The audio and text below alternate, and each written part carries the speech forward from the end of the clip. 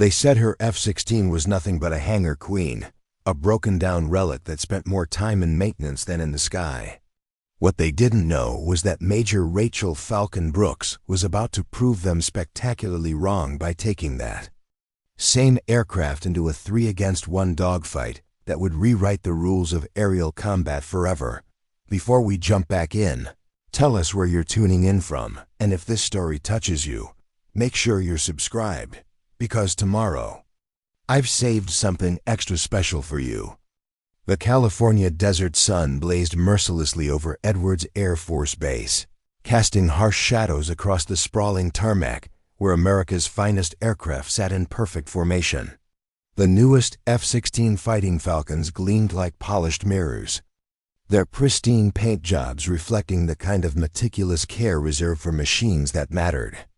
Their pilots strutted around them with the swagger of men who'd never been told no, their flight suits bearing patches that sparkled with recent achievements and fresh accomplishments. At the far end of the flight line, separated from the others, like a pariah, sat aircraft tail number 923.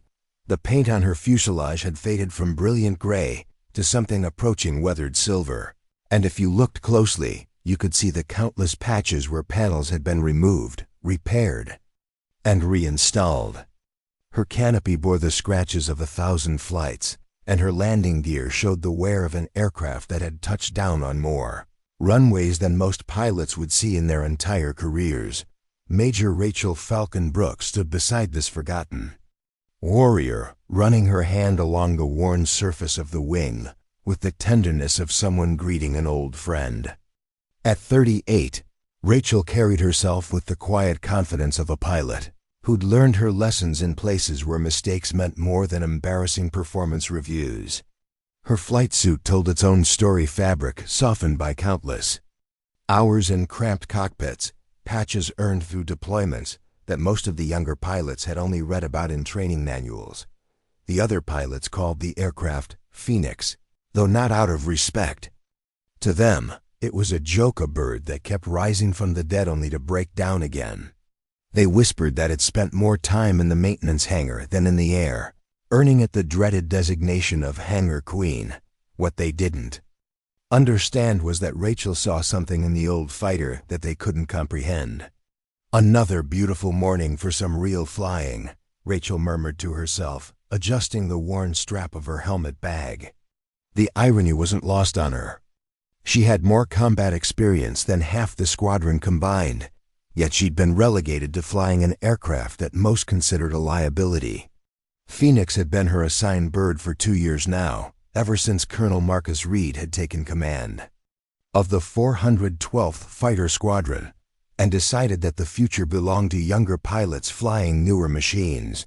Across the tarmac, a group of pilots gathered around the newest F-16 Block 70, their voices carrying that particular brand of excitement that came from knowing you'd been chosen for the prime assignments.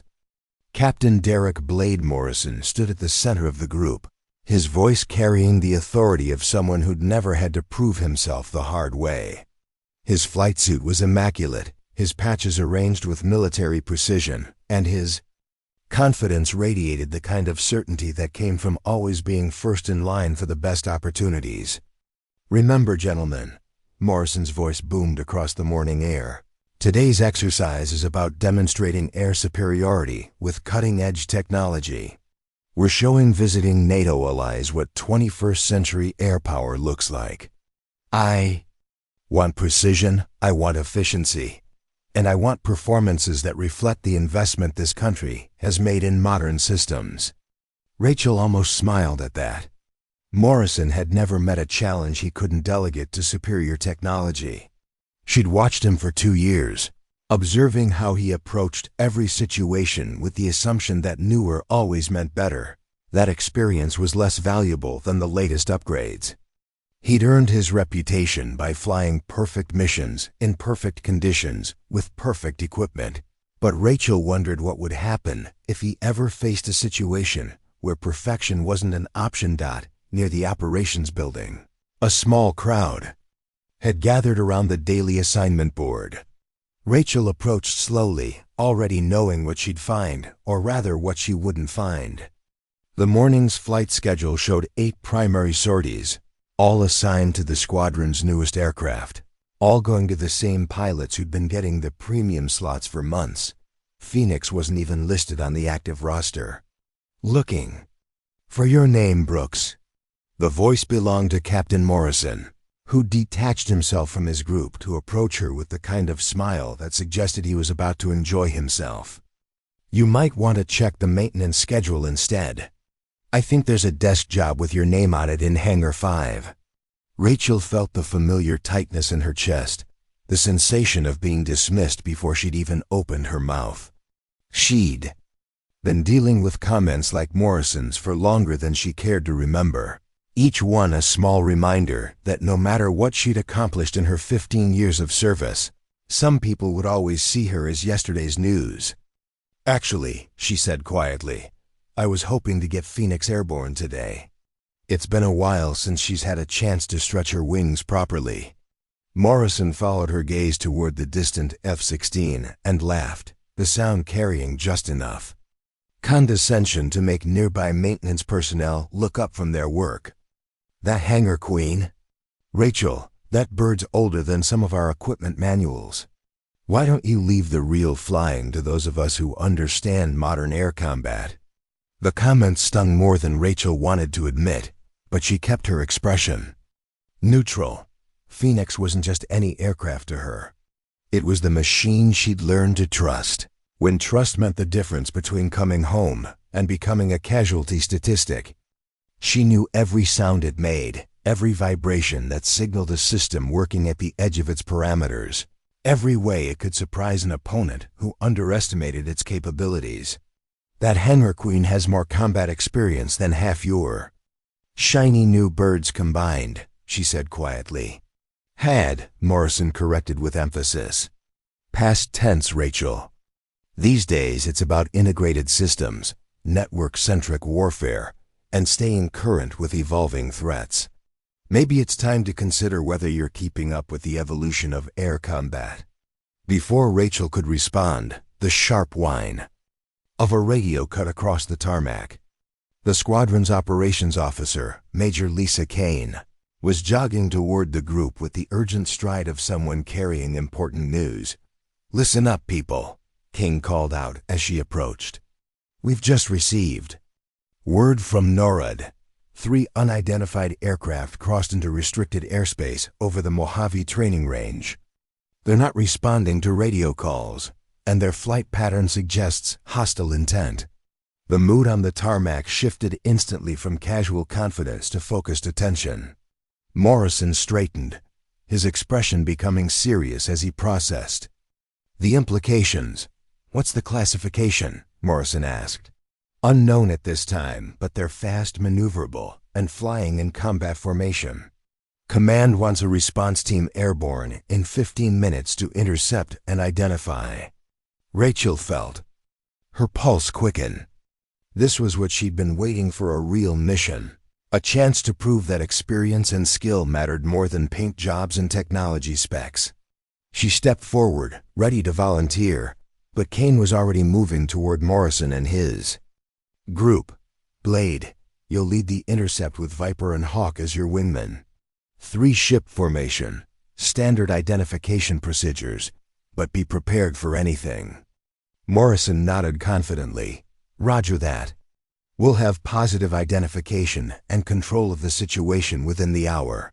As the chosen pilots headed toward their aircraft, Rachel stood watching, feeling the familiar frustration of being overlooked. When it mattered most, Phoenix sat waiting in the distance, her systems ready, her fuel tanks full, and her pilot eager for the chance to show what they could accomplish together. What none of them knew was that in 15 minutes, everything would change.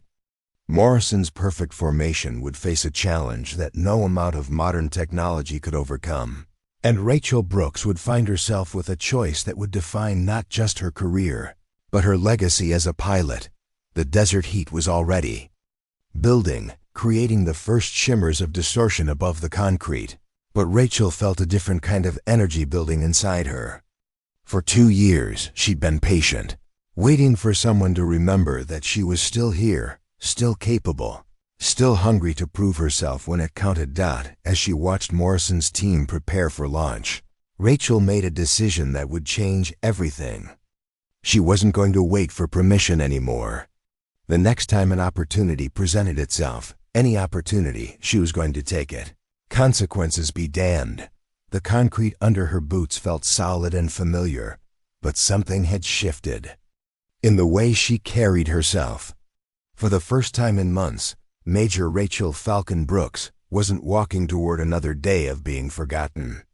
She was walking toward the moment when she'd remind everyone exactly who they'd been overlooking, and exactly what the old bird at the end of the flight line could do when the stakes were real and the gloves came off. The maintenance hangar felt like a cathedral of forgotten dreams. Phoenix sat in the center bay under harsh fluorescent lights that revealed every scratch, every repair, every sign of her long service to the United States Air Force. Staff Sergeant Tony Reeves moved around the aircraft with the practiced efficiency of a man who'd spent the better part of 15 years keeping fighters airborne. But today his movements carried an edge of frustration that Rachel recognized immediately. "She's ready to fly," Tony announced as Rachel approached, his voice carrying the defensive tone of someone who'd spent too many mornings explaining why his bird deserved respect. Systems check came back green across the board. Engines running. Smooth, avionics are calibrated, and I personally verified every connection in the electrical system. Rachel nodded, running her hand along Phoenix's wing root where the metal showed the telltale signs of stress and repair. The aircraft had been built in 1987, making her older than some of the pilots who now dismissed her as obsolete. But what those young hotshots didn't understand was that Phoenix represented something they'd never experienced: proven reliability under impossible conditions. "What's Colonel Reed's take on her status?" Rachel asked, though she already suspected. The answer, Tony's expression darkened. "The Colonel thinks we're throwing good money after bad. Yesterday he suggested we should cannibalize her for spare parts and put the maintenance hours toward keeping the newer bird's mission ready." The words hit Rachel like a physical blow. Phoenix had been her partner for 2 years, and the thought of watching her get dismantled for scrap metal felt personal in a way that probably wasn't healthy for a military officer. But healthy or not, the connection was real. This aircraft had carried her through training missions that pushed both pilot and machine to their limits, and she'd learned to trust its quirks and capabilities in ways that textbook specifications could never capture. "Tony, what's the real story with her maintenance record?" Rachel asked quietly. "Not the official reports that make it to Reed's desk, but the actual truth." The sergeant glanced around to make sure they weren't being overheard, then leaned closer. "Major, I've been working on F-16s since before some of these pilots were born, and I'm telling you this bird is solid. Yeah, she needs more attention than the newer models, but that's because she's been flying real missions while they've been sitting pretty on training exercises." He pointed to a section of the fuselage where the paint was slightly different, indicating a repair. "See that? That's from her deployment to Afghanistan in 2018. She took shrapnel from a surface-to-air missile that barely missed, brought her pilot home safe, and we had her back in the air within 48 hours. Rachel traced the repair with her fingertip, feeling the slight ridge where new metal had been seamlessly integrated with the original structure. Each mark told a story of survival, of missions completed under conditions that would challenge any aircraft. "The problem isn't Phoenix," Tony continued. "The problem is that Colonel Reed measures everything by maintenance hours per flight hour, and older aircraft naturally require more attention. What he doesn't factor in is reliability. Under stress, pilot familiarity, or the kind of performance that comes from a machine that's been tested in actual combat." As if summoned by their conversation, Colonel Marcus Reed's voice echoed across the hangar as he entered with his usual entourage of staff officers and clipboard-carrying subordinates. Reed was a career administrator who'd managed to climb the ranks through political skill rather than flying ability, and his approach to squadron management reflected his background in logistics rather than operations. "Sergeant Reeves," Reed called out, his voice carrying the particular authority of someone who rarely had his decisions questioned. "I want a full report on Aircraft 923's maintenance requirements for the next quarter. I'm considering whether continued investment in this platform makes fiscal sense." Rachel felt her jaw tighten, but she maintained military bearing as Reed approached. The colonel's inspection of Phoenix carried the dispassionate efficiency of someone evaluating a piece of equipment rather than a proven combat aircraft. "Major Brooks," Reed said, finally acknowledging her presence, "I understand you've been advocating for increased flight hours on this aircraft. Given its maintenance requirements and the availability of more modern alternatives, I'm curious about your reasoning." Rachel chose her words carefully, knowing that Reed's question was less about seeking information and more about reinforcing his predetermined conclusion. "Sir, Phoenix has proven herself reliable in operational environments. My familiarity with her systems and capabilities makes the team effective for missions requiring experienced pilot-aircraft integration." Reed's smile carried no warmth. "Major, the future of air combat lies in networked systems, advanced avionics, and platforms that can integrate seamlessly with modern battlefield management. This aircraft represents legacy thinking that doesn't align with current doctrine." "With respect, sir," Rachel replied, "doctrine is written by people who haven't always had to implement it under combat conditions. Experience suggests that reliability and pilot proficiency often matter more than theoretical advantages." The colonel's expression hardened. "Major Brooks, I appreciate your attachment to this aircraft, but sentiment doesn't win battles. Modern threats require modern solutions, and that means prioritizing resources toward platforms that can provide quantifiable advantages." As Reed and his staff moved on to inspect other areas of the hangar, Tony shook his head in disgust. "Quantifiable advantages," he muttered. "The only thing that man knows how to quantify is budget spreadsheets." Rachel watched Reed's group disappear into the administrative offices, feeling the familiar frustration of dealing with leaders who valued theory over experience. Phoenix might not have the latest radar systems or the most advanced electronic warfare suite, but she had something that couldn't be programmed or upgraded: a proven track record of bringing pilots home alive.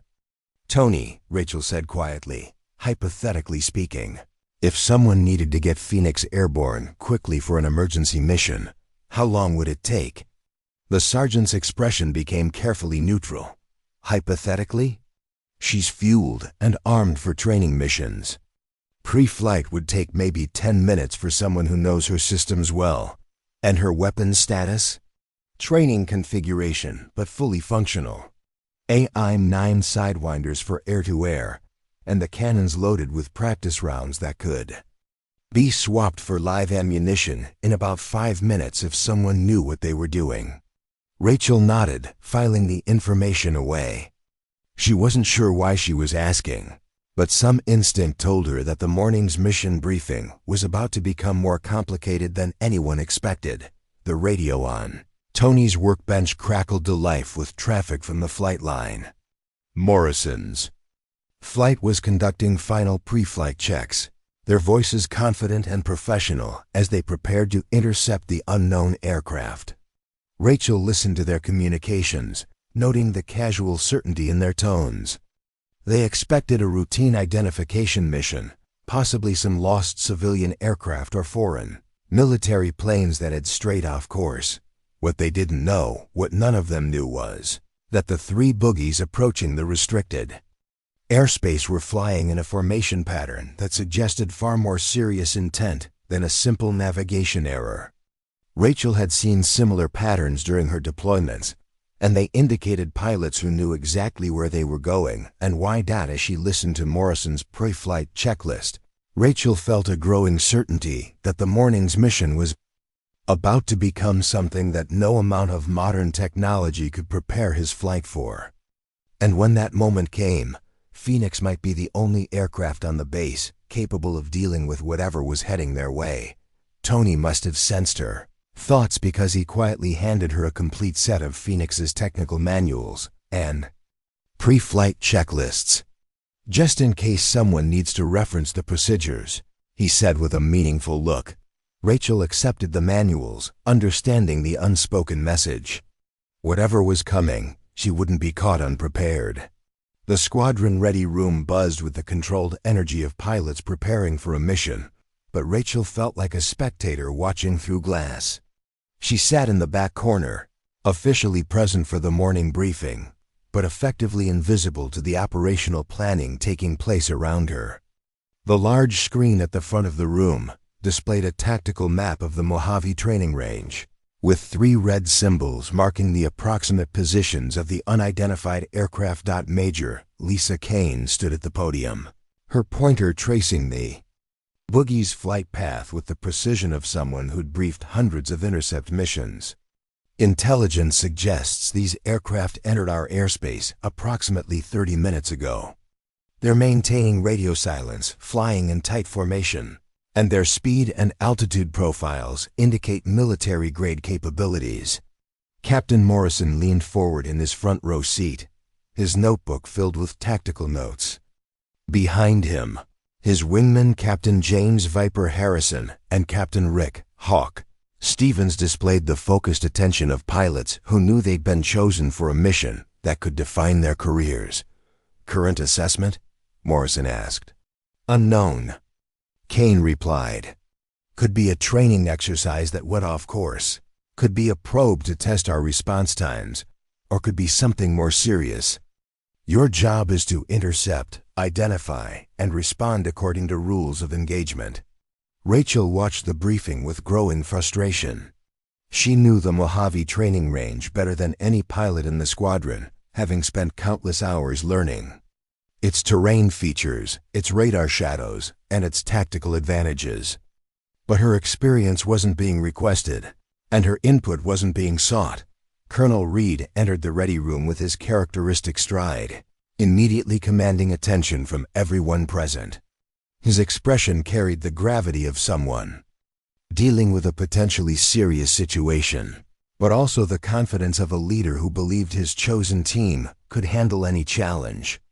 "Gentlemen," Reed announced, "this is a real-world mission with potential national security implications. I want professional execution, clear communications, and zero tolerance for deviation from established procedures." Morrison stood and saluted. "Sir, my flight is ready to launch. We'll have positive identification and situation control within 1 hour." Reed nodded approvingly. "That's what I expect from this squadron's primary pilots. Modern training, modern aircraft, and modern tactics applied to contemporary threats." Rachel felt the subtle dig in Reed's words. He wasn't just praising Morrison's team. He was reinforcing his philosophy that newer was inherently better, that experience was less valuable than current training and up-to-date equipment. As the briefing concluded and pilots began filing out toward their aircraft, Rachel approached Kane quietly. "Lisa, request permission to provide backup support for the mission." Kane's expression was sympathetic but firm. "Rachel, you know I'd love to have your experience on this one, but Colonel Reed has been clear about aircraft assignments. Morrison's team has the newest birds with the most advanced radar and electronic warfare capabilities. Phoenix is mission capable," Rachel insisted. "Tony just completed a full systems check, and I'm current on all intercept procedures." "It's not about capability," Kane replied quietly, glancing around to ensure they weren't being overheard.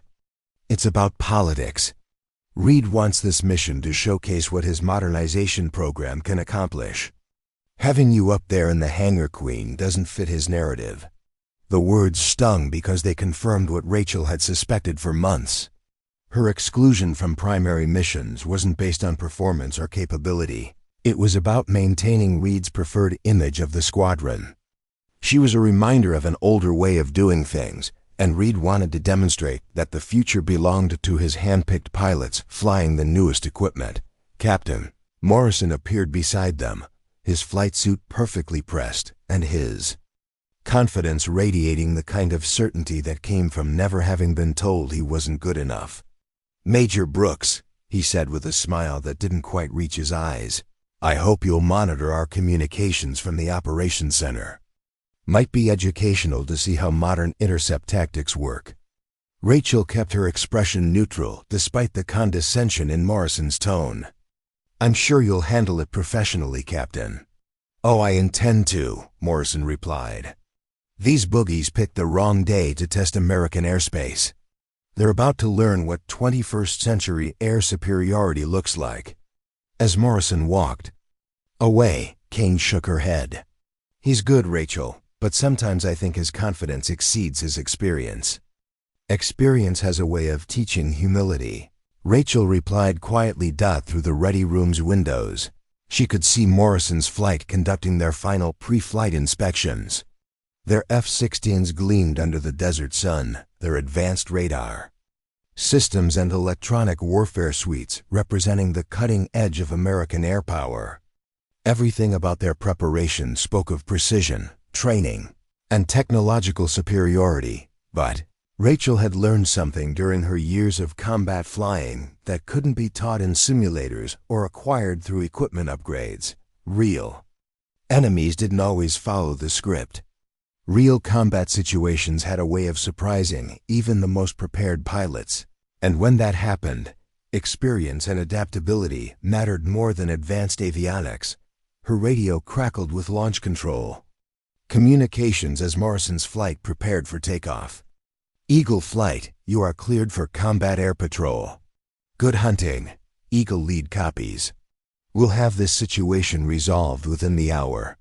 Rachel listened to the confident chatter as the three F-16s taxied toward the runway.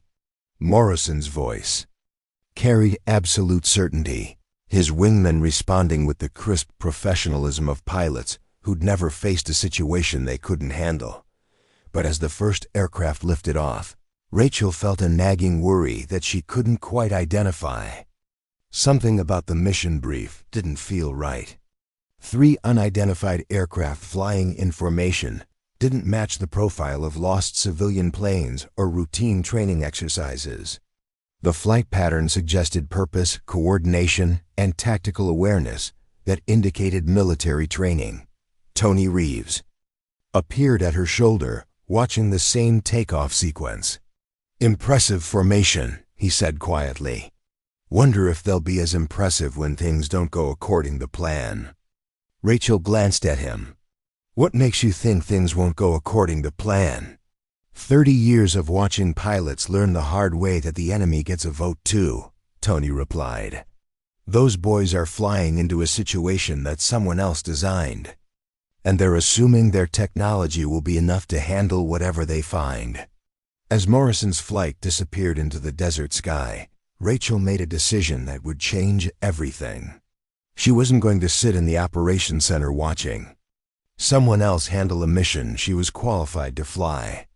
If the situation developed beyond what Morrison's team could handle, she was going to be ready to provide backup, regardless of what Colonel Reed thought about hangar queens and legacy thinking. Walking toward the hangar where Phoenix waited, Rachel felt the familiar surge of purpose that came with making a difficult choice. She'd spent 2 years being patient, being professional, and being overlooked. But patience had its limits, and she'd just reached hers. The desert heat shimmered off the tarmac as she approached her aircraft, but Rachel felt a different kind of energy building inside her. For the first time in months, she was walking toward action instead of away from it. Phoenix sat in the maintenance bay like a caged predator, her systems powered down but ready for immediate activation. Rachel ran through her pre-flight inspection with the methodical precision of someone who'd performed the routine hundreds of times. But today, each check carried additional weight. She wasn't just preparing for a routine training flight. She was preparing for the possibility that Morrison's mission might need backup that only she could provide. The aircraft's condition surprised even her. Tony had clearly spent extra time ensuring that every system was operating at peak efficiency. The engine bay was spotless, the hydraulic lines showed no signs of wear, and the avionics panels glowed with the steady green lights that indicated full operational readiness. Whatever Phoenix lacked in modern upgrades, she made up for in meticulous maintenance and proven reliability. "She's purring like a kitten," Tony announced, approaching with a clipboard full of sign-off sheets. "I've been working on her since 0500, and everything's running better than factory specifications." Rachel looked up from her inspection of the wing-mounted Sidewinder missiles. "Tony, these are live rounds." "Training exercise called for hot weapons," he replied with a meaningful look. "Figured it was better to be prepared than to explain why we weren't ready if the situation escalated." The implications weren't lost on Rachel. Tony was telling her, without directly saying it, that he'd anticipated the possibility of real combat. The maintenance chief had been around long enough to recognize when a situation might develop beyond routine intercept procedures. From the operations building, the radio chatter provided a running commentary on Morrison's progress toward the intercept zone. His communications carried the confident professionalism of a pilot completely in control of his mission. But Rachel detected subtle signs that concerned her. Morrison was following textbook procedures perfectly, but textbook procedures assumed that the enemy would behave according to American tactical doctrine. Eagle flight, this is control. Boogies are maintaining course and speed. No response to radio challenges on any frequency. Eagle lead copies will be in visual range in 10 minutes. Preparing for identification procedures. Rachel frowned as she listened to the exchange.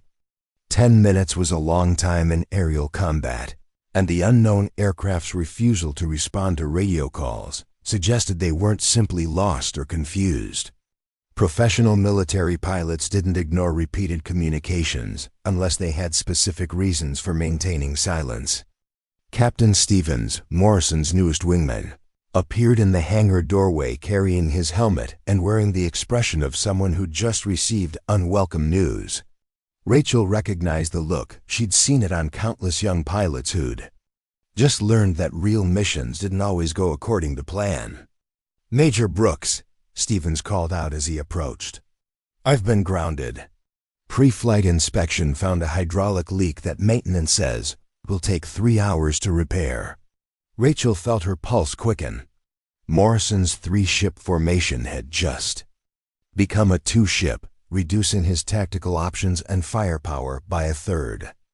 In aerial combat, numbers mattered, and losing a wingman before the mission even began was a significant disadvantage. "What's Morrison's reaction?" she asked. Stevens looked uncomfortable. "He says 2 F-16s with modern systems are more than adequate for 3 boogies of unknown capability." Captain Harrison agrees with him. The confidence in that assessment worried Rachel more than she wanted to admit. Morrison was making assumptions about enemy capability based on the fact that American technology was superior to most potential threats. But Rachel had learned during her deployments that enemies rarely accommodated American assumptions about their capabilities. Colonel Reed's voice echoed across the hangar as he arrived with his usual entourage, his expression carrying the controlled urgency of someone managing a developing situation. His inspection of Stevens' grounded aircraft was brief but thorough, and Rachel could see him calculating the mission implications. "Sergeant Reeves," Reed called out, "how long to get Stevens' bird mission ready?" Tony consulted his maintenance log. 3 hours minimum, sir. The hydraulic system needs complete flushing and pressure testing before it's safe to fly." Reed's jaw tightened as he processed the timeline. 3 hours meant Stevens would miss the entire mission, leaving Morrison with only 1 wingman for what was potentially a complex intercept scenario. "Sir," Rachel interrupted, stepping forward. "Phoenix is mission ready, and I'm current on intercept procedures. I could provide the 3rd aircraft for Eagle flight." Reed's expression hardened immediately. "Major Brooks, this mission requires modern systems and current tactical training. Your aircraft lacks the electronic warfare capabilities and advanced radar systems that may be necessary for this intercept. With respect, sir, 2 aircraft against 3 boogies puts Eagle Flight at a numerical disadvantage. An additional F-16, regardless of its electronic systems, provides tactical options that might prove crucial. Morrison had apparently been monitoring the radio traffic from the operations building, because his voice crackled through the hangar's communication system with typical confidence. "Control, Eagle Lead. We don't require additional support.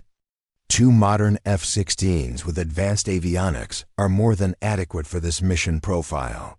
Reed nodded approvingly at Morrison's assessment. "There you have it, Major. Captain Morrison is confident that his remaining aircraft can handle the situation professionally." Rachel bit back her response, recognizing that arguing further would only reinforce Reed's perception of her as a pilot unable to accept modern realities. But her experience told her that Morrison's confidence was based on assumptions that might not survive contact with the enemy. As Reed and his staff departed to monitor the mission from the operations center, Tony approached Rachel quietly. "Major, I've been listening to the communications from those boogies. They're not transmitting, but our passive sensors are picking up electronic signatures that don't match anything in our identification databases." Rachel felt a chill that had nothing to do with the air conditioning. Unknown electronic signatures suggested aircraft with systems that American intelligence hadn't cataloged, which meant the boogies might be more sophisticated than anyone was assuming. "What kind of signatures?" she asked. "Advanced radar warning receivers, electronic countermeasures, and what looks like millimeter wave targeting systems. These aren't crop dusters or lost training aircraft. Major, these are military birds with serious electronic warfare capabilities." The implications hit Rachel like a physical blow. Morrison was flying into an intercept with aircraft that possessed electronic warfare systems potentially superior to his own. His confidence in American technological superiority might be about to receive a brutal education. She looked at Phoenix, then at Tony, then at the radio where Morrison's communications continued to project absolute certainty about his mission success. Everything inside her screamed that the situation was developing beyond what 2 F-16s, regardless of their sophistication, could handle alone. "Tony," she said quietly, "how long to get Phoenix ready for immediate launch?" "She's ready now, Major. All she needs is a pilot with the courage to fly her." Rachel nodded, understanding that the moment of decision had arrived. She could follow orders, stay grounded, and watch Morrison's mission from the sidelines. Or she could trust her experience, ignore Reed's restrictions, and provide backup for a situation that was about to become more dangerous than anyone realized. The radio crackled with Morrison's latest position report, his voice still confident, but now carrying the edge of someone approaching an unknown situation. In 10 minutes, he would make visual contact with 3 aircraft that possessed capabilities no one had anticipated. Rachel made her choice. The operations center erupted in controlled chaos as Morrison's flight made first visual contact with the unidentified aircraft. Rachel stood in the back of the room, officially observing but feeling every muscle in her body tense as the situation unfolded on the tactical display screens. "Eagle Lead has visual contact." Morrison's voice crackled through the speakers, his tone still confident, but now carrying the sharp edge of a pilot processing unexpected information. 3 aircraft in tight formation, approximately 2 miles ahead and slightly below our altitude. Colonel Reed leaned over the communications console, his earlier confidence replaced by focused attention. "Eagle Lead, can you identify aircraft type?" A pause that lasted longer than tactical communications typically allowed.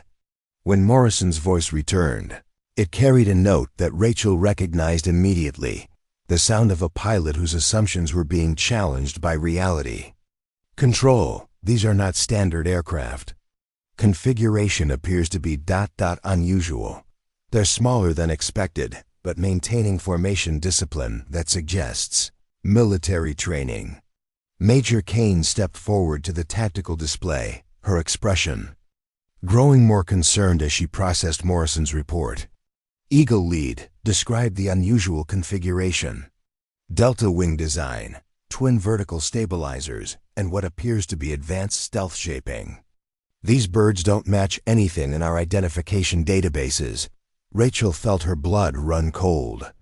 Delta wing configuration with stealth characteristics suggested aircraft designed specifically for penetrating advanced air defense systems. These weren't lost training planes or routine intelligence probes. These were combat aircraft with capabilities that had been carefully hidden from American intelligence services. The communication centers.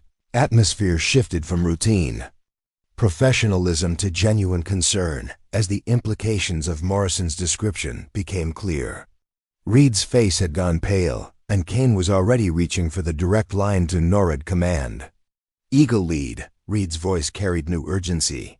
Maintain safe distance and continue identification procedures. Do not, repeat, do not engage unless directly threatened. Morrison's response came back immediately. Copy, Control. We're maintaining 2-mile separation and attempting radio contact on all frequencies. But even as Morrison reported his compliance with engagement rules, Rachel could hear something in his voice that worried her. The captain was processing a situation that didn't match his training or experience, and his confidence was beginning to crack under the weight of facing unknown capabilities. Tony Reeves appeared beside Rachel, having quietly entered the operations center with the practiced stealth of a maintenance chief who'd learned when to stay invisible. His expression was grim as he listened to the tactical communications. "Major," he whispered, "I've been monitoring passive sensor data from the range. Those boogies are using electronic warfare systems that are actively jamming our identification attempts. This isn't a lost training flight. This is a deliberate probe of our defensive capabilities." Before Rachel could respond, Morrison's voice burst through the speakers with an urgency that made everyone in the operations center stop what they were doing. "Control, be advised the boogies have just changed formation. They're spreading out into an attack pattern and, Jesus Christ, they're lighting us up with targeting radar." Reed grabbed the microphone. "Eagle Lead, disengage immediately. Fall back to safe distance and await instructions." But Morrison's next transmission carried the controlled panic of a pilot whose situation had just gone from routine identification to potential combat. "Control, they're accelerating and turning toward us. Hawk is taking evasive action. They're fast, sir.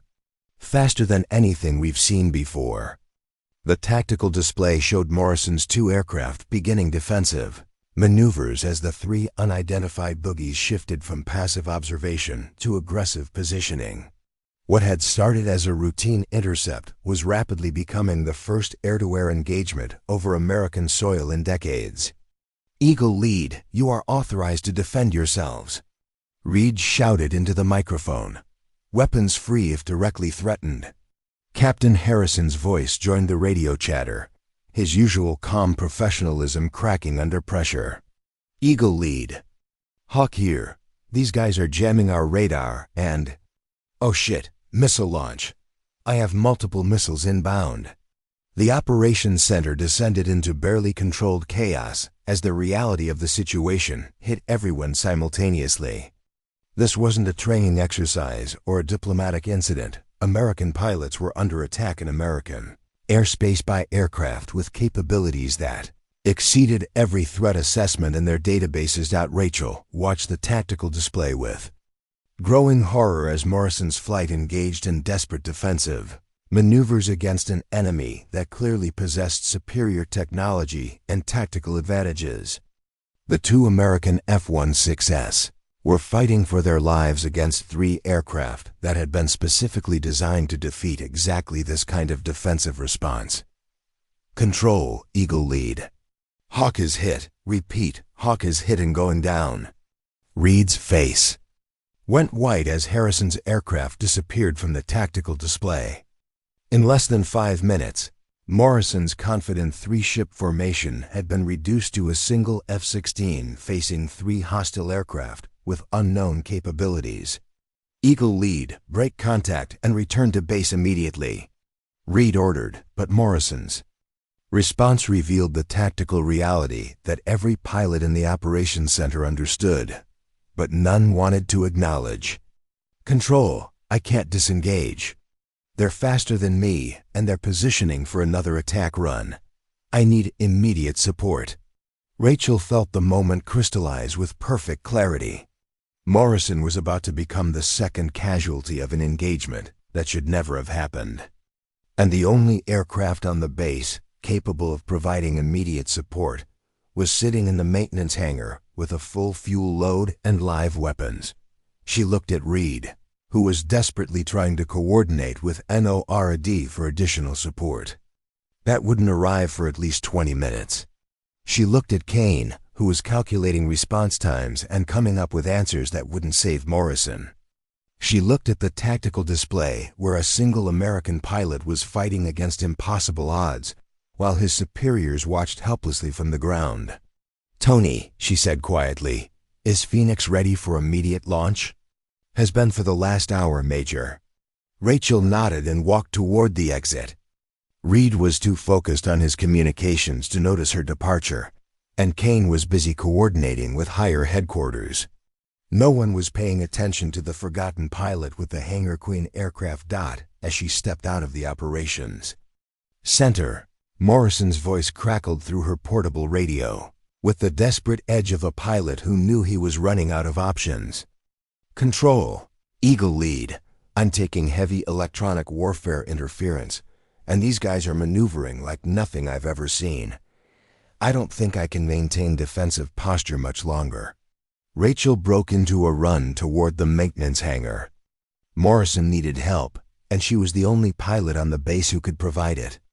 Reed could court-martial her later, but first she had to make sure there was a Morrison left to defend. The desert sun blazed overhead as she sprinted across the tarmac, but Rachel felt a different kind of fire burning inside her. For 2 years, she'd been told that her experience didn't matter, that her aircraft was obsolete, that the future belonged to younger pilots with newer equipment. In the next 10 minutes, she was going to prove them all wrong. Phoenix sat in the hangar like a coiled spring, her systems humming with the quiet efficiency of a machine ready for war. Rachel's pre-flight check took exactly 4 minutes, a testament to both her familiarity with the aircraft and Tony's meticulous preparation. Every system showed green, every weapon was armed and ready, and the fuel tanks were topped off for maximum range and combat time. "Major Brooks." Colonel Reed's voice echoed across the hangar as he burst through the entrance, his face flushed with anger and desperation. "Step away from that aircraft immediately." Rachel continued her engine start sequence, her hands moving with practiced efficiency across the familiar controls. The twin turbofan engines spooled up with a rising whine that filled the hangar with the sound of barely contained power. "Sir, with respect, Captain Morrison needs immediate support," Rachel called out over the engine noise. "Phoenix is mission ready, and I'm the only pilot available to provide backup." Reed approached the aircraft at a near run, his usual composure completely abandoned. "Major, you are expressly forbidden from taking that aircraft airborne. This is a direct order." But Rachel was already sealing her canopy and switching to internal communications. Through her headset, she could hear Morrison's increasingly desperate radio calls as he fought for his life against 3 aircraft that outclassed his F-16 in every measurable category. "Control, Eagle lead. I'm taking multiple missile locks and my electronic warfare systems are completely jammed. These guys are toying with me." Rachel's blood ran cold as she processed Morrison's situation. The cocky pilot who dismissed her capabilities an hour earlier was now facing the reality of combat against an enemy that possessed technological advantages he'd never imagined. His advanced avionics and modern systems were being systematically neutralized by electronic warfare capabilities that exceeded American defensive measures. Tony Reeves appeared beside Reed, his expression grim but determined. "Colonel, with respect, that pilot is about to die unless someone provides immediate support. Major Brooks has more combat experience than anyone else on this base. Sergeant, you are not authorized to make tactical assessments." Reed snapped, but his voice carried the edge of a man who knew his authority was being challenged by circumstances beyond his control. Rachel pushed her throttles forward and felt Phoenix respond with the eager acceleration of a fighter that had been waiting too long for action. The aircraft rolled out of the hangar with smooth precision, her landing gear retracting as she aligned with the taxiway toward the active runway. "Phoenix, this is Control," Reed's voice crackled through her radio with barely controlled fury. "You are not cleared for takeoff.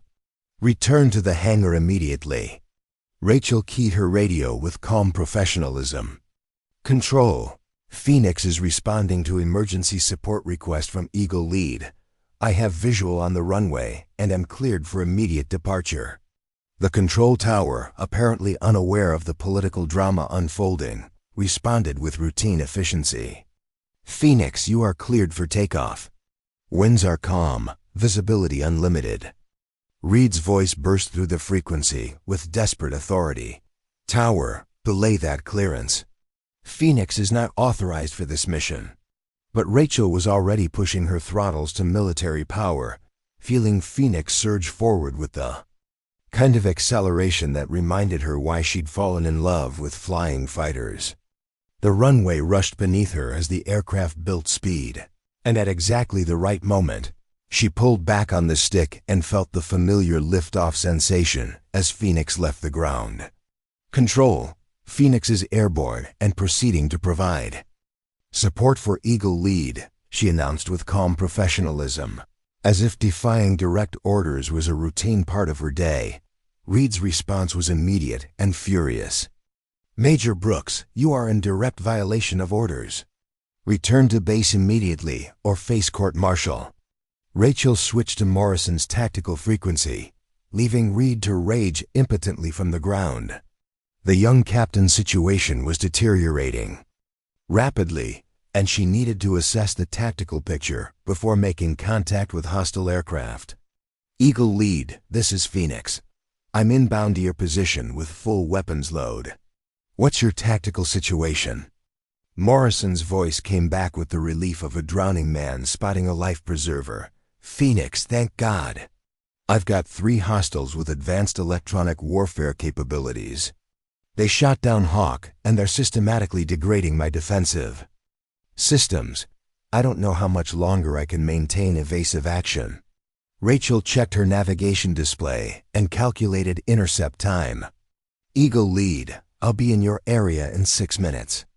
Maintain defensive posture and try to draw them toward the canyon complex. The terrain will limit their tactical options." "Copy, Phoenix. I'm heading for the canyons now."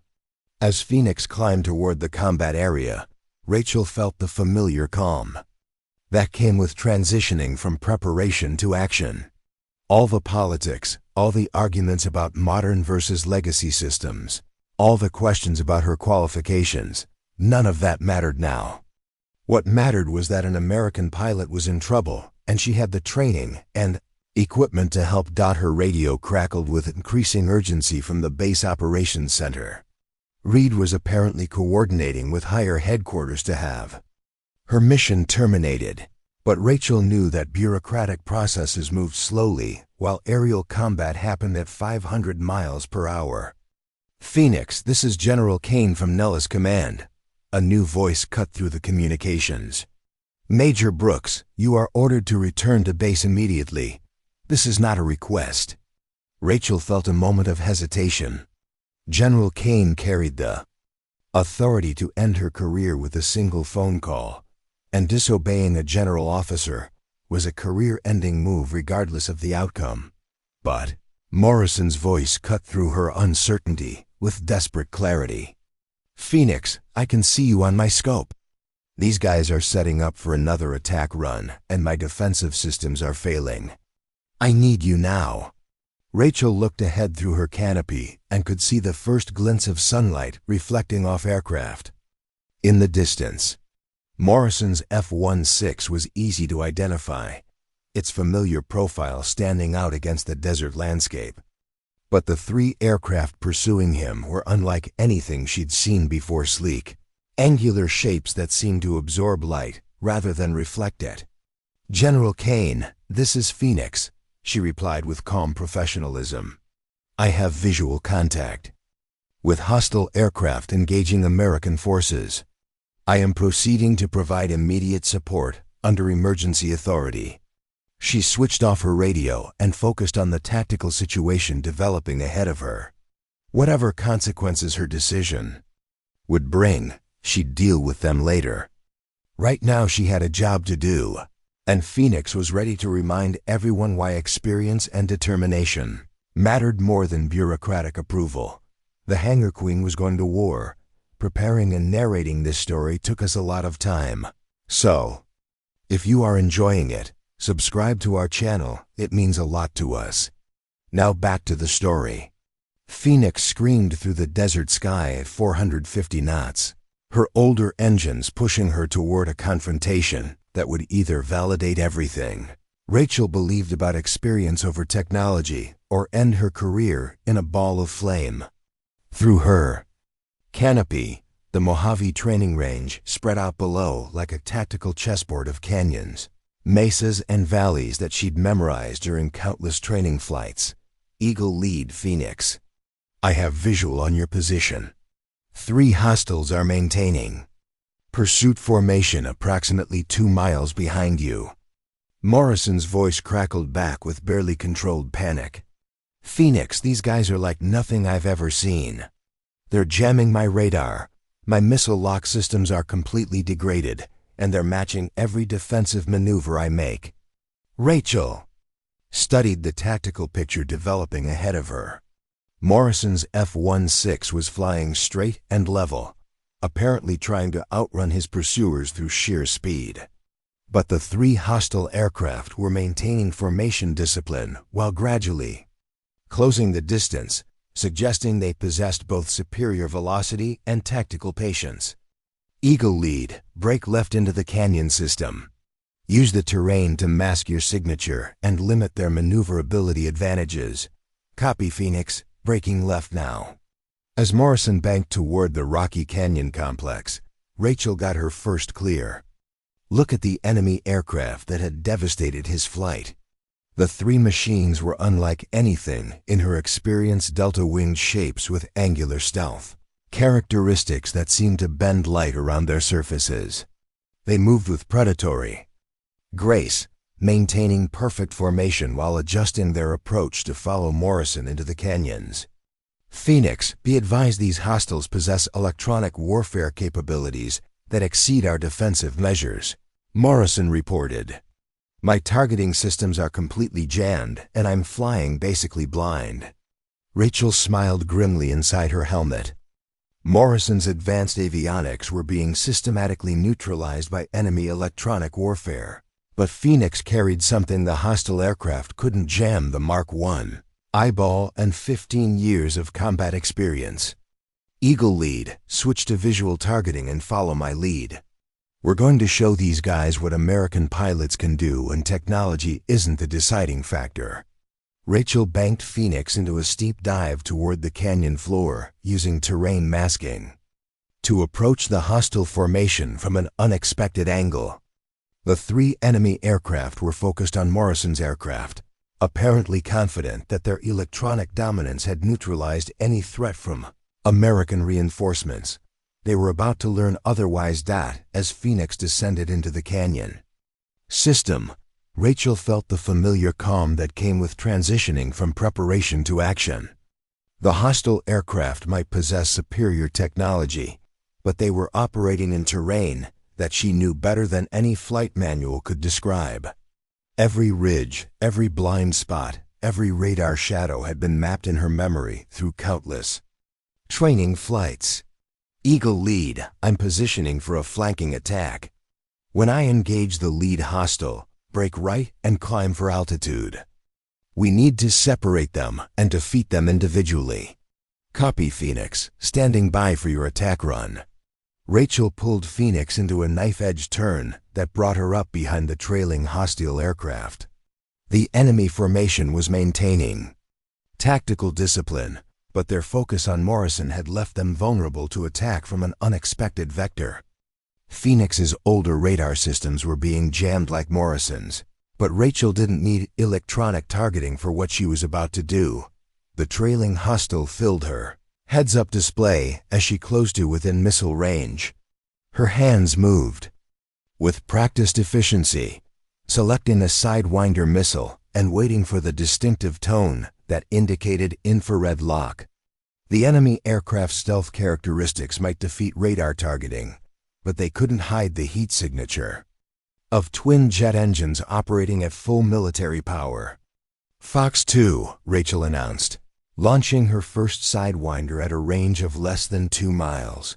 The missile streaked away from Phoenix with a brilliant trail of white smoke, its infrared seeker head tracking relentlessly toward the heat signature of the trailing hostile. For a moment, Rachel thought the enemy pilot hadn't detected the attack, but then the hostile aircraft began a series of defensive maneuvers that demonstrated exactly why Morrison had been overwhelmed.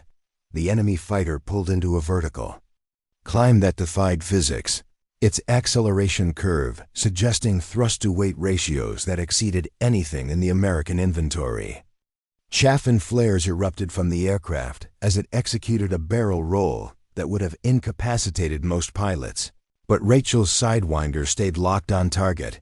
The missile impacted the hostile's left engine in a brilliant explosion that sent debris cascading across the canyon floor. The enemy aircraft shuddered, belched black smoke, and began an uncontrolled spiral toward the desert below. "Phoenix, splash one!" Morrison's voice carried new hope. "That was incredible. How did you get through their electronic warfare?" "Sometimes old school beats high tech," Rachel replied, already maneuvering for engagement with the remaining 2 hostiles. But her tactical situation had just become significantly more dangerous. The 2 surviving enemy aircraft had broken formation and were now turning toward Phoenix with the focused attention of predators who'd realized they faced a capable threat. Their initial confidence had been replaced by tactical respect, and Rachel could see them positioning for coordinated attack runs that would test every skill she'd developed over 15 years of combat flying. Eagle lead, climb for altitude, and prepare to support. These guys are about to get serious. The lead hostile aircraft was already beginning its attack run, diving toward Phoenix with the kind of aggressive maneuvering that spoke of pilot training at the highest levels. Its wingman was positioning for a flanking attack that would put Rachel between 2 highly capable enemies with superior technology and unknown capabilities. Phoenix shuddered as the first burst of cannon fire passed close enough to her starboard wing to leave scorch marks on the paint. The enemy's accuracy was exceptional, and only Rachel's immediate barrel roll to the left prevented the second burst from finding its target. "These guys are good," she muttered to herself, pulling Phoenix into a climbing spiral that used the canyon walls to limit the hostiles' attack vectors. The lead enemy aircraft followed her climb with relentless precision, its pilot demonstrating tactical skills that matched anything Rachel had encountered in her career. But as she watched the hostiles' maneuvering patterns, she began to detect something that gave her hope. The enemy pilots were flying perfect textbook tactics, executing maneuvers with mechanical precision that suggested extensive training, but limited actual combat experience. They were technically superior, but tactically predictable, following established patterns that a creative pilot could exploit. Rachel smiled inside her helmet and pushed Phoenix into a maneuver that no flight manual recommended, but that she'd used successfully in Afghanistan. Sometimes experience mattered more than perfection, and she was about to demonstrate exactly what 15 years of real combat could accomplish against superior technology flown by inferior pilots. The hunt was just beginning. Phoenix rolled inverted as the lead hostile's second cannon Burst carved a trail of destruction through the space she'd occupied milliseconds earlier. Rachel's unconventional spiral climb had bought her temporary altitude advantage, but the two remaining enemy aircraft were already adapting their tactics to counter her maneuvering. Eagle lead, I need you to provide distraction for the wingmen while I deal with their leader, Rachel called out, pulling Phoenix through a knife-edge turn that brought her nose to nose with the ascending hostile. Morrison's response carried new confidence. Copy, Phoenix. Engaging the trailer now. The lead enemy aircraft was closing fast, its pilot demonstrating the kind of aggressive flying that spoke of supreme confidence in his machine's capabilities. Rachel could see the angular stealth fighter growing larger in her windscreen, its weapons bay doors opening to reveal missiles that looked nothing like standard American ordnance at the last possible second.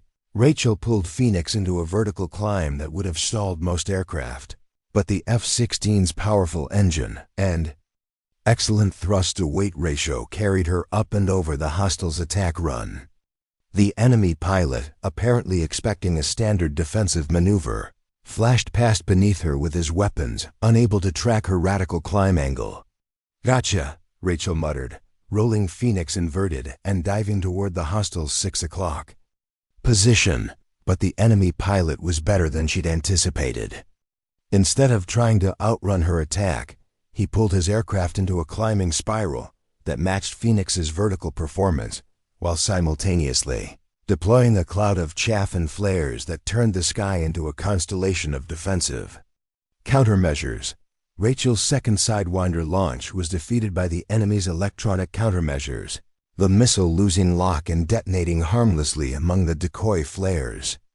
The hostile aircraft continued its climb, apparently unaware that Rachel had anticipated exactly this response. Phoenix, this is Eagle lead. The wingman is breaking off from me and heading your way. You've got two hostiles converging on your position. Rachel checked her tactical display and confirmed Morrison's warning.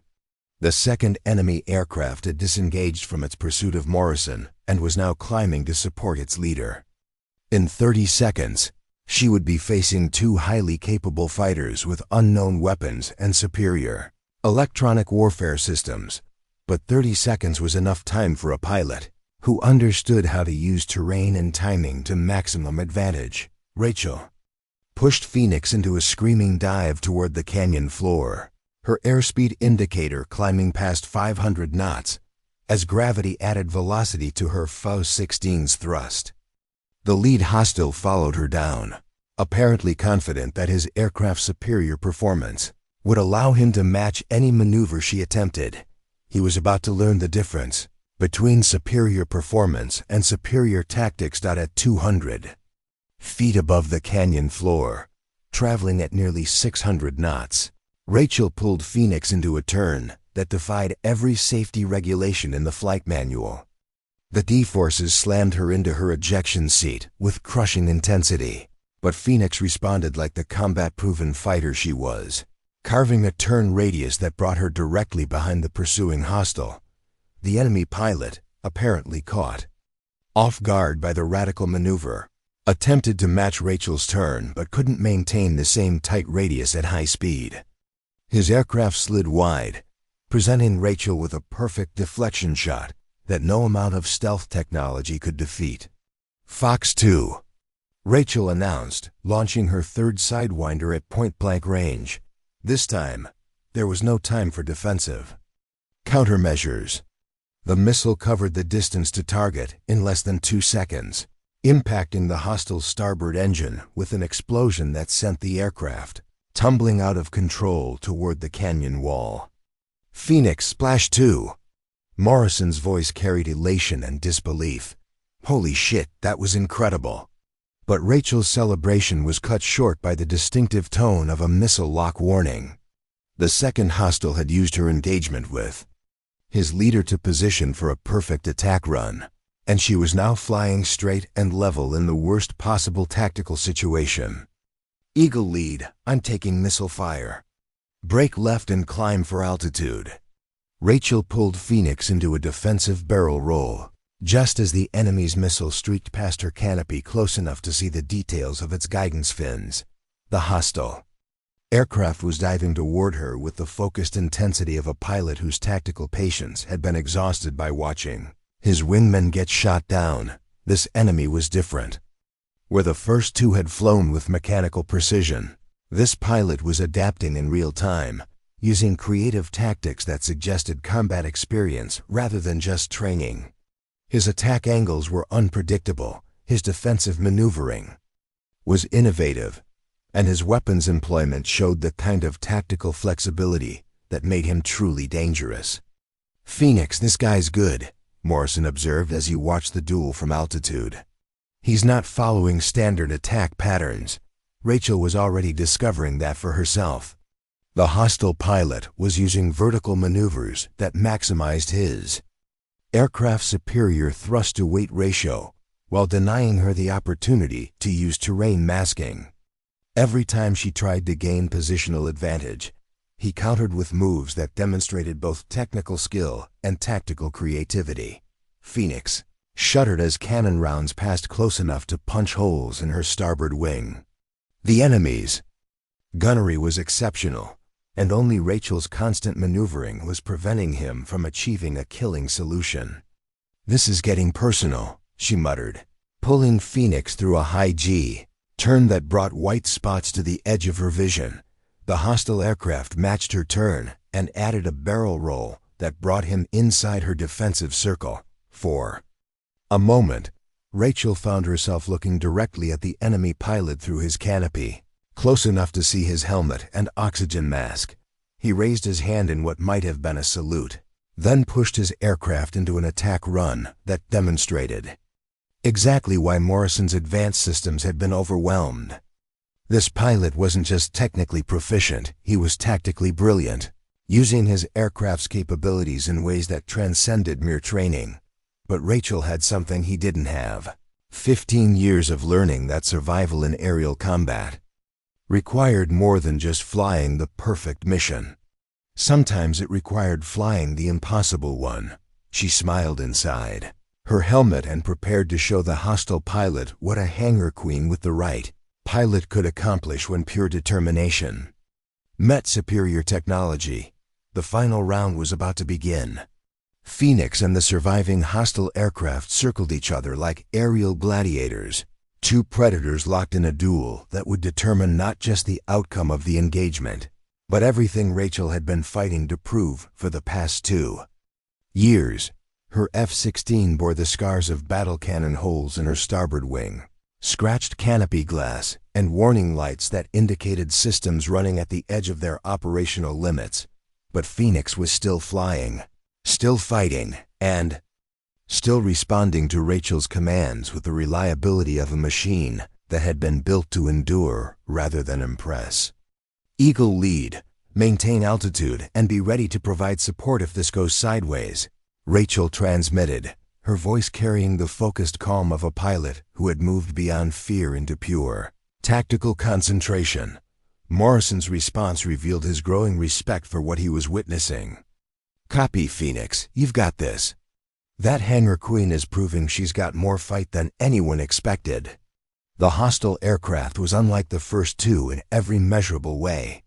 Where they had flown with mechanical precision, this pilot was adapting in real time, using creative tactics that turned his aircraft's superior performance into a constantly shifting tactical advantage. His stealth fighter possessed thrust-to-weight ratios that allowed vertical maneuvers Phoenix couldn't match, electronic warfare systems that degraded her targeting capabilities, and weapons that seemed designed specifically to defeat American defensive measures. But Rachel had been studying his patterns for the past 5 minutes, and she'd begun to detect something that gave her hope. The enemy pilot was technically brilliant, but tactically impatient. He was used to winning engagements through superior technology, and the prolonged duel was frustrating him into increasingly aggressive attacks. Impatience could be exploited. The hostile aircraft dove toward Phoenix with cannon blazing, its pilot clearly intending to end the engagement through overwhelming firepower. Rachel waited until the last possible moment, then pulled Phoenix into a climbing barrel roll that brought the enemy pilot past her position with his energy state completely depleted. For 3 seconds, the superior fighter was vulnerable, hanging in the air with insufficient airspeed to maneuver effectively. Rachel reversed her turn and lined up a shot that any pilot would have taken immediately. Instead, she waited. The enemy pilot, realizing his tactical error, attempted to dive away and rebuild his energy advantage. But Rachel had anticipated this response, and Phoenix was already positioned to intercept his escape route. Her fourth Sidewinder locked onto the hostile's heat signature at minimum range, too close for defensive countermeasures and too fast for evasive maneuvering. Fox 2, point-blank range, she announced with quiet satisfaction. The missile impacted the hostile aircraft's port engine in a spectacular explosion that sent flaming debris cascading across the desert floor.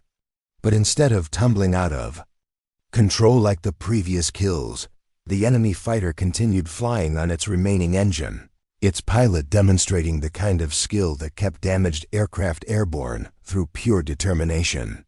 "Phoenix, be advised, hostile is still airborne and maneuvering," Morrison reported.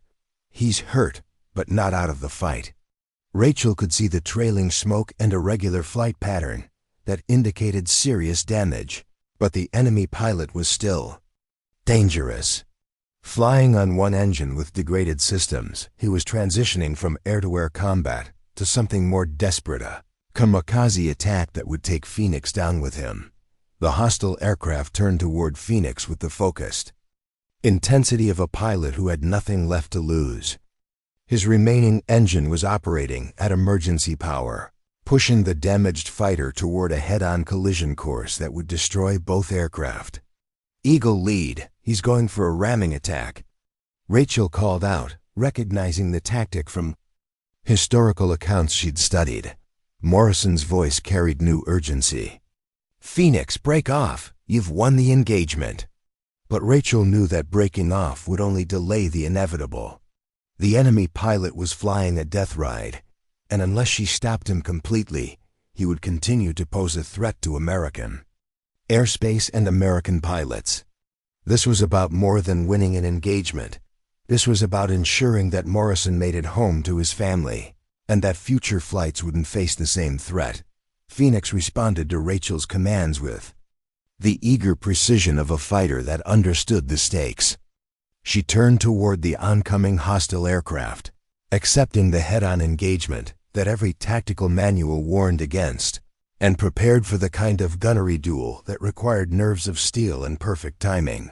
The two aircraft closed at a combined speed of over 1,000 miles per hour, their paths converging toward a point in space where only one pilot would survive the next 10 seconds. Rachel could see the enemy pilot through his damaged canopy, his aircraft trailing fire and smoke, but still under control. At 2,000 yards, both pilots opened fire simultaneously. The canyon erupted in tracer fire as two streams of cannon rounds converged in the space between the fighters. Rachel felt Phoenix shudder as enemy rounds found their mark, punching holes through her port wing and shattering her navigation display. But her own gunnery was more accurate, and she watched as her rounds walked across the hostile's nose section and into his cockpit. The enemy aircraft disintegrated in a ball of flame that left nothing but falling debris and a smoke trail across the desert sky. Rachel pulled Phoenix through the explosion debris, her hands steady on the controls, despite the damage her aircraft had sustained. "Phoenix, splash 3. Morrison's voice carried amazement and profound respect. "All hostiles destroyed. That was incredible flying."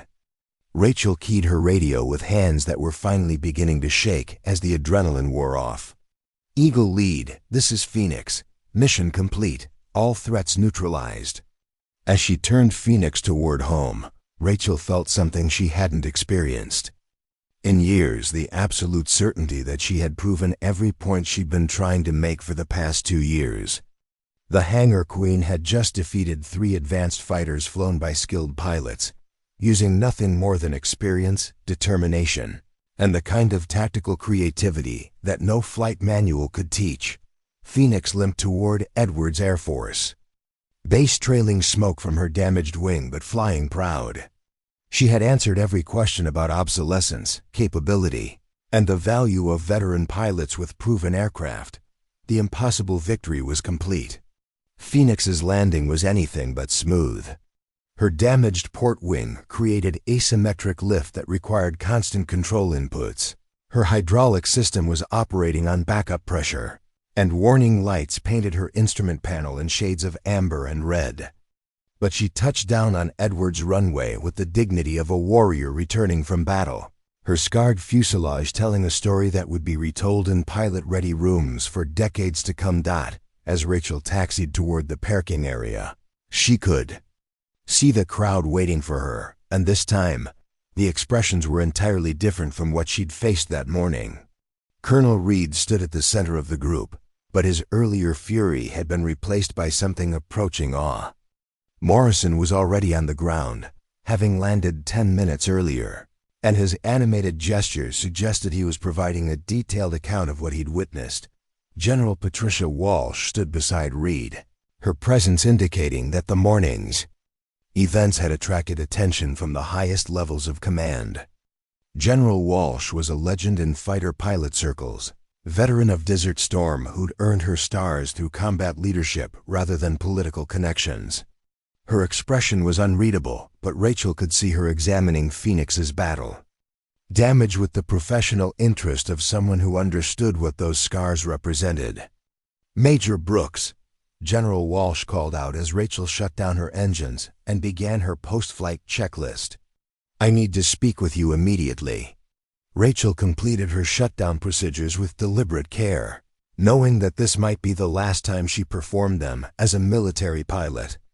Her career could very well end in the next few minutes, but at least it would end with the knowledge that she'd proven every point she'd been trying to make for 2 years. As she climbed down from Phoenix's cockpit, Tony Reeves approached with the expression of a maintenance chief who just watched his aircraft perform beyond every expectation.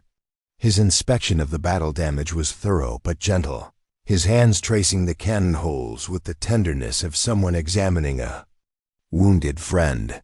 "She brought you home, Major," Tony said quietly. "Took everything they could throw at her and brought you home." Rachel nodded, running her own hand along Phoenix's scarred wing. "She's a fighter, Tony. Always has been." Colonel Reed approached with the careful bearing of an officer who just had his worldview completely reorganized. His earlier dismissiveness had been replaced by something approaching respect, though Rachel could see he was still processing the implications of what had happened. "Major Brooks," Reed began, his voice lacking its usual authoritative edge, "I want you to know that your actions today were exceptional. However, the fact remains that you deliberately disobeyed direct orders from both myself and General Kane." Before Rachel could respond, Morrison stepped forward with an expression she'd never seen from him before, genuine humility mixed with profound respect. "Sir, with all due respect," Morrison said, "Major Brooks saved my life today. My flight was completely overwhelmed by enemy capabilities that exceeded our technology and training. If she hadn't ignored orders and launched in that Hangar Queen, I'd be dead, and those hostile aircraft would still be operating in American airspace." General Walsh studied Morrison's face carefully. "Captain, describe exactly what you witnessed during the engagement." Morrison's account was detailed and professional, but his voice carried an undertone of amazement that made it clear he was still processing what he'd seen. "Ma'am, Major Brooks defeated 3 advanced fighters using tactics and skills that I've never encountered in training or exercises. She used terrain, timing, and combat experience to overcome technological disadvantages that should have been decisive." "And her aircraft's performance?" Walsh asked. "That Hangar Queen flew like a dream, General. Every system worked exactly when it needed to, and the aircraft responded to damage in ways that kept Major Brooks in the fight when any other bird would have been heading for emergency landing." Tony Reeves cleared his throat diplomatically. General Walsh, if I may, that aircraft has been maintained to standards that exceed factory specifications. Major Brooks and I have spent 2 years ensuring that Phoenix was ready for exactly this kind of mission. Walsh nodded slowly, her expression revealing that she was connecting pieces of information that painted a picture very different from Reed's earlier assessments. Colonel Reed, I'm curious about Major Brooks' assignment to support duties. Her service record indicates combat experience that exceeds most pilots in this squadron. Reed's discomfort was visible as he processed the question. General, I felt that Major Brooks' experience was better utilized in training and maintenance oversight roles. Her aircraft required more maintenance hours than newer platforms, which impacted squadron readiness rates.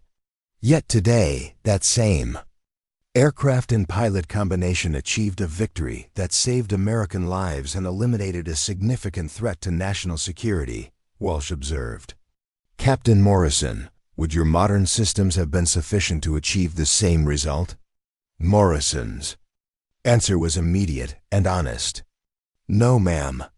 My electronic systems were completely jammed. My targeting was degraded, and I was outmatched by enemy capabilities.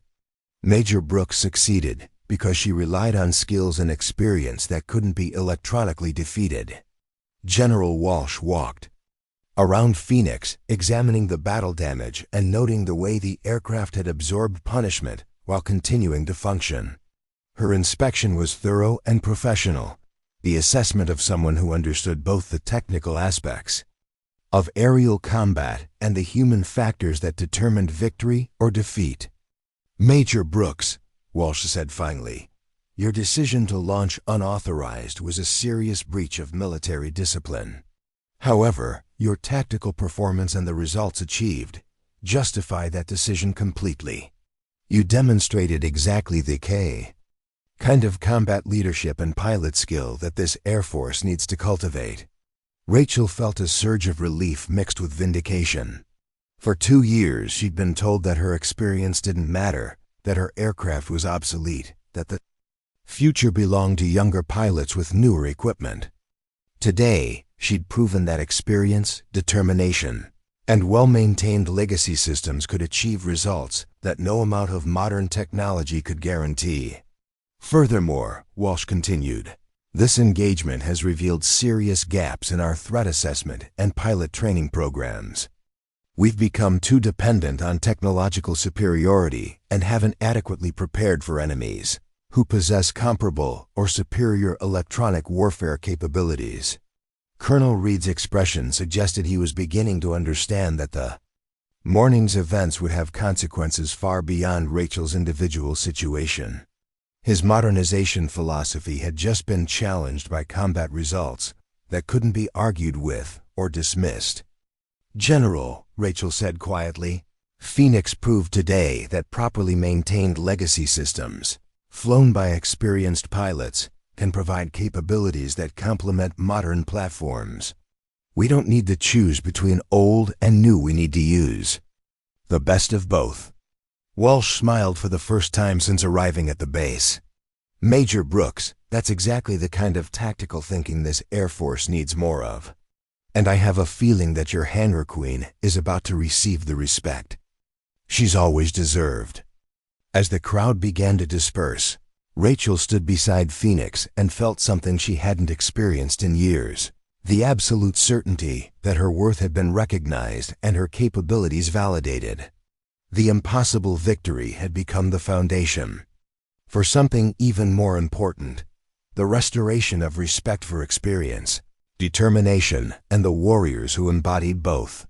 3 weeks after the engagement that would forever change how the Air Force viewed legacy systems and veteran pilots, Rachel stood in the same hangar where Phoenix had waited forgotten and dismissed. But everything had transformed in ways that exceeded her wildest expectations. Phoenix no longer sat alone at the end of the flight line. Her parking spot had been moved to the center of the maintenance bay, surrounded by technicians who treated her with the reverence reserved for proven combat aircraft.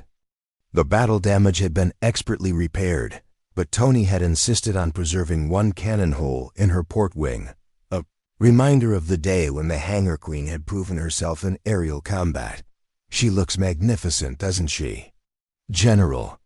Walsh's voice carried genuine admiration as she approached, Phoenix with the stride of someone who appreciated both the aircraft's history and its potential future. Rachel nodded, running her hand along the freshly painted fuselage where new nose. Art depicted a phoenix rising from flames, surrounded by 3 small enemy aircraft silhouettes that marked Rachel's victories. "She always was magnificent, General. We just needed to give her the chance to prove it." The past 3 weeks had brought changes that Rachel was still processing. Colonel Reed had been quietly transferred to a staff position at the Pentagon. His modernization at any cost philosophy discredited by combat results that couldn't be argued with.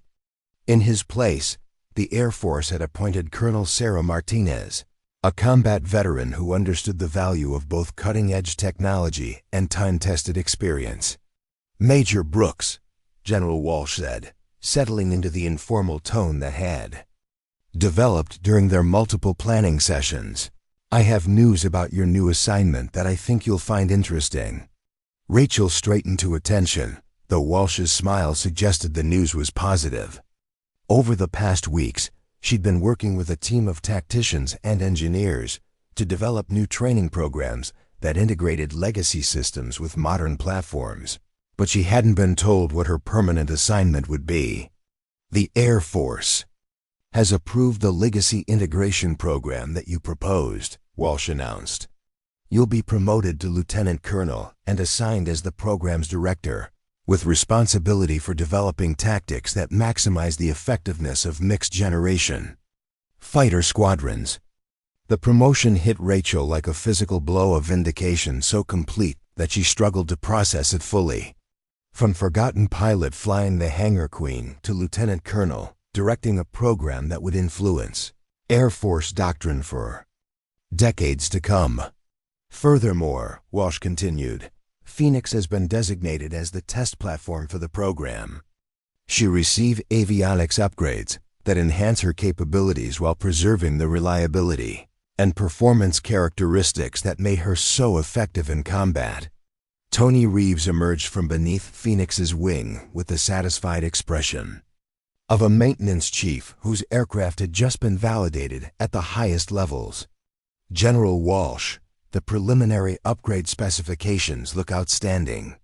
We're talking about enhanced communications, improved targeting systems, and electronic warfare capabilities that complement rather than replace Phoenix's existing strengths." Rachel felt a surge of excitement as she processed the implications. Phoenix wouldn't just be preserved as a historical curiosity, she'd be transformed into a bridge between the Air Force's past and future, demonstrating how experience and innovation could work together to create capabilities that exceeded either approach alone. Captain Morrison appeared in the hangar entrance, his usual swagger replaced by the respectful bearing of someone who'd learned important lessons about humility and teamwork. His transfer to the Legacy Integration Program had been his own request, motivated by what he'd witnessed during the engagement and his growing understanding of what he could learn from more experienced pilots. "Ma'am," Morrison said, addressing Rachel with the respect due her new rank, "I've completed the preliminary analysis of the engagement tactics you used against the hostiles. The Air Force Weapons School wants to incorporate your techniques into their advanced training curriculum." Rachel nodded, pleased that Morrison had evolved from a cocky young pilot into someone who understood that learning never stopped. "Derek, make sure they understand that the tactics only work when pilots have thorough knowledge of their aircraft's capabilities and limitations. Technology is a tool, but pilot skill and experience determine how effectively that tool is used." Morrison's smile suggested he'd internalized the lesson completely. "Yes, ma'am. I think I understand that better now than I ever did before." As the afternoon sun slanted through the hangar's open doors, Rachel reflected on how completely her situation had changed. 3 weeks ago, she'd been a forgotten pilot assigned to meaningless support duties, flying an aircraft that everyone considered obsolete. Today, she was a lieutenant colonel directing a program that would influence military aviation for decades, with Phoenix serving as the centerpiece of a new approach to air combat. "General," Rachel said quietly, "there's something I want you to know. That morning when I decided to launch unauthorized, I wasn't thinking about career advancement or proving points about military doctrine. I was thinking about Captain Morrison and the fact that he needed help." Walsh nodded with understanding. "Major, excuse me, Lieutenant Colonel, that's exactly why you were the right person to be in that cockpit. The best combat leaders don't fight for glory or recognition. They fight for the people beside them." As Walsh departed to attend another meeting, Rachel remained in the hangar with Phoenix and Tony. The afternoon maintenance shift was arriving, and she could see several young airmen examining Phoenix with the kind of interest that suggested they were eager to work on an aircraft with proven combat credentials. "Tony," Rachel said, "what do you think about all these changes?" The maintenance chief's smile was broad and satisfied. "Ma'am, I think Phoenix finally has the respect she always deserved. And more importantly, the Air Force is finally understanding that experience and reliability matter just as much as the latest upgrades." Rachel climbed into Phoenix's cockpit one more time, settling into the familiar seat where she'd made the decision that changed everything. The controls felt the same, the switches were in the same positions, and the view through the canopy showed the same desert landscape where she'd proven that determination could overcome any disadvantage. But everything else had changed. Phoenix was no longer the forgotten hangar queen. She was the foundation of a new understanding about how to fight and win in an uncertain world. As the sun set over Edwards Air Force Base, Rachel Brooks sat in the cockpit of the aircraft that had carried her from obscurity to recognition, understanding that sometimes the most important victories weren't won against external enemies, but against the assumptions and limitations that others tried to impose. The hangar queen had risen from forgotten relic to honored warrior, and in doing so, had proven that respect must be earned, but never begged for. 6 months after the engagement that changed everything, Lieutenant Colonel Rachel Falcon Brooks stood beside Phoenix on the same tarmac where her journey had begun. But now she wasn't alone and forgotten. She was surrounded by 12 of the Air Force's most promising pilots, all eager to learn from the woman who'd proven that experience and determination could overcome any technological disadvantage. "Before we begin today's training flight," Rachel announced to the assembled pilots, "I want you to understand something important. This aircraft behind me was dismissed as obsolete, written off as a hangar queen, and considered unfit for modern combat. Sound familiar to any of you?" Several pilots nodded with understanding. The Legacy Integration Program had attracted officers from across the Air Force, veterans who'd been overlooked for promotion, pilots flying older aircraft, and experienced aviators who'd been told their skills were no longer relevant in the age of computer-aided everything. Lieutenant Amy Spark Chun, fresh from the Air Force Academy, but wise enough to recognize the value of learning from combat-proven pilots, raised her hand. "Ma'am, how do you maintain confidence when everyone around you is suggesting you're not keeping up with modern standards?" Rachel smiled, recognizing her younger self in the question. "Spark, confidence isn't something you maintain, it's something you build through competence and proven performance. Every flight, every training exercise, every moment you spend mastering your craft is an investment in the confidence that will carry you through the moments when it really matters." Phoenix gleamed in the morning sun, her fresh paint job reflecting the kind of care that came from being recognized as valuable rather than expendable. The upgrades General Walsh had authorized had enhanced her capabilities without destroying her character. New communication systems allowed seamless integration with modern fighters. Improved radar processing gave her better situational awareness, and enhanced electronic warfare systems protected her from the kind of jamming that had nearly defeated Morrison's flight. But at her core, Phoenix remained the same reliable fighter that had carried Rachel through the most important mission of her career. Captain Morrison approached the group with the respectful bearing that had replaced his earlier arrogance. His assignment to the Legacy Integration Program had been transformative, teaching him that true skill came from understanding both your capabilities and your limitations. "Ma'am," Morrison said, "I've completed the tactical analysis of our exercise with NATO forces last week. The mixed-generation formations achieved effectiveness ratings that exceeded pure modern fighter squadrons by 37%. Rachel nodded with satisfaction. The program was proving that combining experienced pilots and upgraded legacy aircraft with younger pilots and cutting-edge fighters created tactical capabilities that neither group could achieve alone. Experience provided wisdom and adaptability, while modern technology offered raw performance and advanced systems. Derek, what do you think accounts for that effectiveness improvement?" Morrison's answer reflected months of hard-earned wisdom. The legacy pilots provide tactical creativity and situational awareness that can't be programmed into computers. When our modern systems get jammed or degraded, the experienced pilots continue fighting effectively while we're still trying to troubleshoot our displays. Tony Reeves emerged from Phoenix's cockpit, having completed the pre-flight inspection with his usual meticulous attention to detail.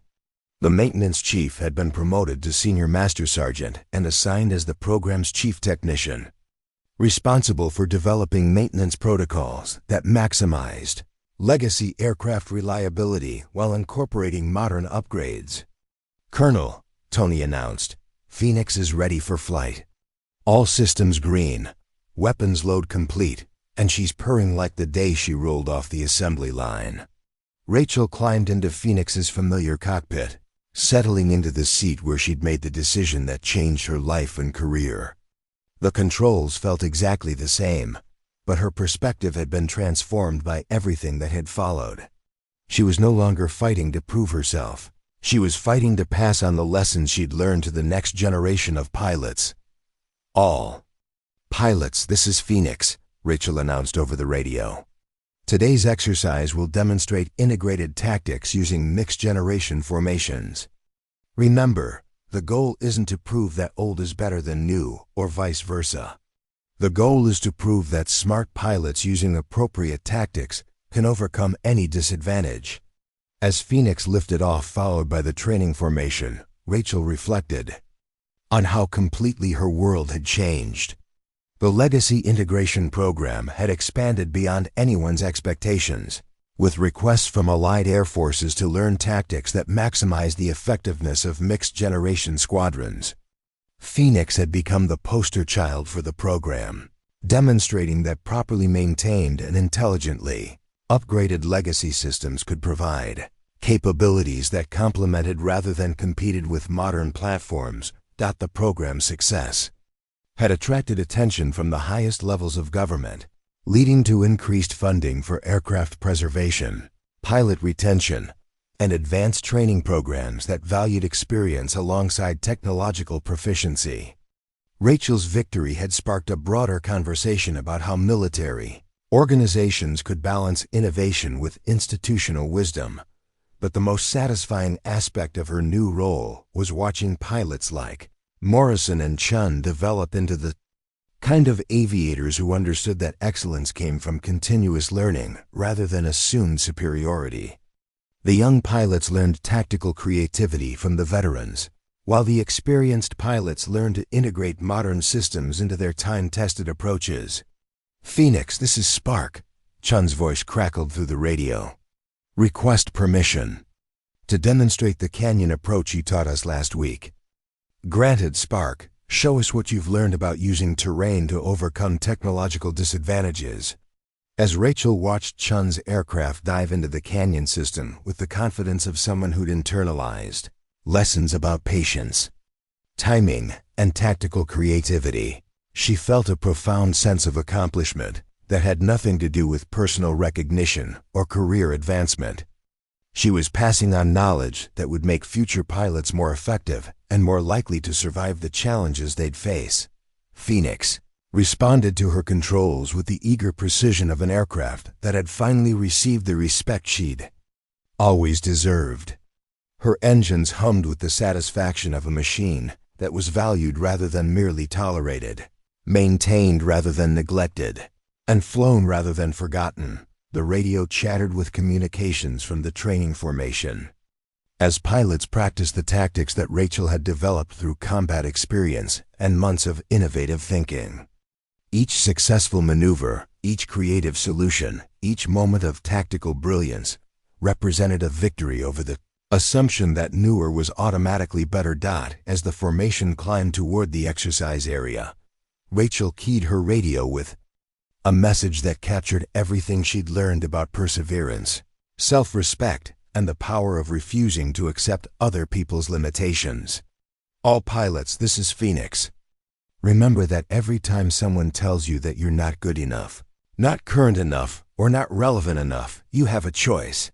You can accept their assessment and fade into the background, or you can prove them wrong through dedication, competence, and the courage to act when it matters most.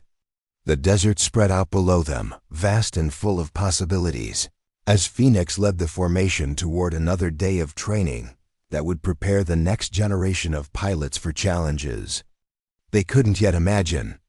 The Hangar Queen had become the teacher, the forgotten warrior had become the leader, and the lessons learned in aerial combat were being passed on to ensure that future pilots would understand the true meaning of excellence. For anyone who has ever been overlooked, underestimated, or told they weren't good enough, Rachel's story serves as a reminder that sometimes the most powerful response to injustice is simply to prove them wrong. She didn't need permission to be excellent, she just needed the courage to stop asking for it and start demonstrating it. Phoenix climbed into the morning sun, carrying with it the dreams of everyone who has ever refused to stay grounded, and the promise that determination, competence, and self-respect will always overcome the limitations that others try to impose. The Hangar Queen had taught them all that respect isn't given, it's earned. And once earned, it transforms not just your own life, but the lives of everyone who follows in your trail. Up next, you've got two more standout stories right on your screen. If this one hit the mark, you won't want to pass these up. Just click and check them out. And don't forget to subscribe and turn on the notification bell so you don't miss any upload from us.